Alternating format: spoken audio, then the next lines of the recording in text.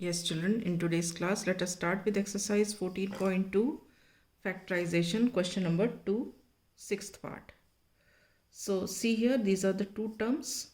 So, this term can be written in the square form as 3xy ka whole square, and this can be written in the square form as 4 ka whole square.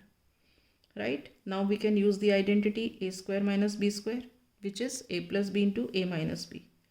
तो a क्या है यहाँ पे 3xy है और b क्या है 4. तो a minus b into a plus b. All right. So this is the sixth part. Now we come to the seventh part.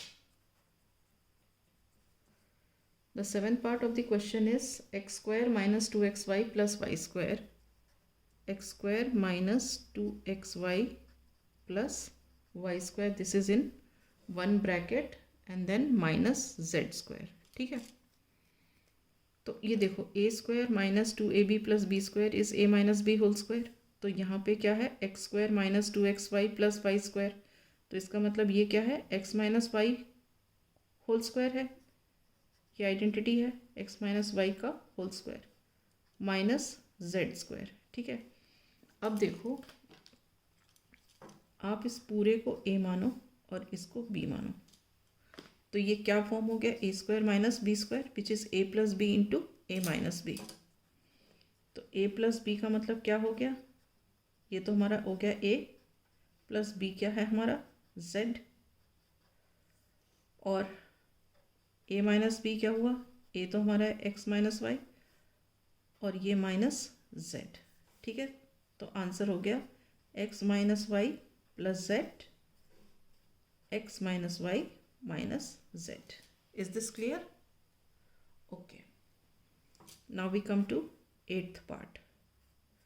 Eighth part of the question is 25 a square minus 4 b square plus 28 bc minus 49 c square. अब देखो अगर तो यहाँ through out common तो कुछ निकल ही नहीं सकता. उसके बाद अगर आप दो दो के ग्रुप बनाते हो तो भी कॉमन नहीं निकलता. अब तीसरा आ जाता है आइडेंटिटी यूज़ करना. लेकिन आइडेंटिटी में क्या है कि या तो 3 टर्म्स या तो 2 टर्म्स. तो 3 टर्म्स बनाने की कोशिश करते हैं. हम ऐसा करते हैं, ये देखो जैसे यहाँ से हम थोड़ा सा आइडिया लेते हैं. यहाँ पे बी सी है तो बी सी मतलब बीच वाली टर्म 2ab वाली. तो ये बी सी है तो एक टर्म यहाँ सी दिख रही है और एक टर्म यहाँ बी दिख रही है. तो हम कोशिश करते हैं क्या हम इन तीनों को कंबाइन कर सकते हैं.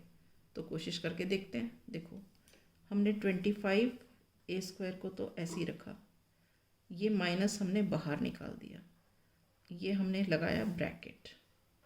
अब देखो यहाँ माइनस है तो ये अंदर हम इसको लिख सकते हैं 4b स्क्वायर, क्योंकि माइनस प्लस इज माइनस. अगर हम ब्रैकेट लगा देते हैं और बाहर माइनस लिखते हैं तो अंदर जो भी टर्म लिखते हैं उनके साइन ऑपोजिट हो जाते हैं. ये रूल होता है. तो ये जैसे प्लस है तो ये हो जाएगा माइनस 28 BC और ये माइनस है तो ये क्या बन जाएगा प्लस 49 C स्क्वायर. ठीक है. अब हम इसको आइडेंटिटी के फॉर्म में कन्वर्ट करने की कोशिश करते हैं. देखो ये 4b स्क्वायर है ना, तो 2b का होल स्क्वायर कर सकते हैं और ये 49c स्क्वायर है तो 7c का होल स्क्वायर कर सकते हैं. So let us try this. 25 a square minus इसको हम लिख सकते हैं 2b का होल स्क्वायर और इसको हम लिख सकते हैं 7c का होल स्क्वायर. ठीक है. अब बीच की टर्म बनानी है. ये माइनस लिखा, 2ab होती है 2, a क्या है हमारा 2b और b क्या है हमारा 7c प्लस. तो ये क्या हो गया हमारा A square minus 2ab plus B square. अब आप ये देख लो इससे मिडिल टर्म आ रही है कि नहीं. 2 2 ज़ा 4, 4 7 ज़ा 28 bc और माइनस. ठीक है. तो अब ये क्या हो गया 25 ए स्क्वायर माइनस अंदर क्या बचा A square minus 2ab plus B square is A minus B whole square, जिसमें a 2b है और b 7c है. तो इसको हम क्या लिख सकते हैं 2b माइनस 7c का होल स्क्वायर। ठीक है, अब ये देखो, इसको हम लिख सकते हैं 5a का होल स्क्वायर 25 को, और ये हो गया 2b माइनस 7c का होल स्क्वायर। ठीक है, अब ये फिर किस फॉर्म में है, a square minus B square के फॉर्म में, जिसमें a हमारा 5a है और b हमारा 2b माइनस 7c है। ठीक है, a हमारा क्या है, 5a है, और b हमारा क्या है, 2b माइनस 7c। ठीक है, तो a square minus B square क्या होता है, a plus B into A minus B. तो आप ऐसे सब्स्टिट्यूट करके देखो,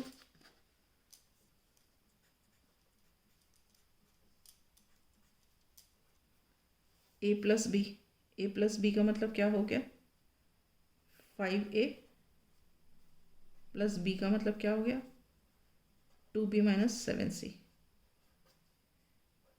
फिर a प्लस बी हो गया, अब a माइनस बी, a तो ये रहा, माइनस b क्या है हमारा, 2b minus 7c, 2b minus 7c। ठीक है, अब ब्रैकेट खोल दो, तो अंदर क्या बचा, 5a plus 2b minus 7c।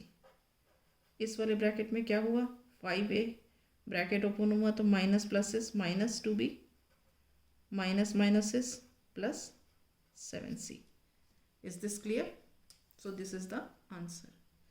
With this I wind up today. In the next class I shall start with question number 3.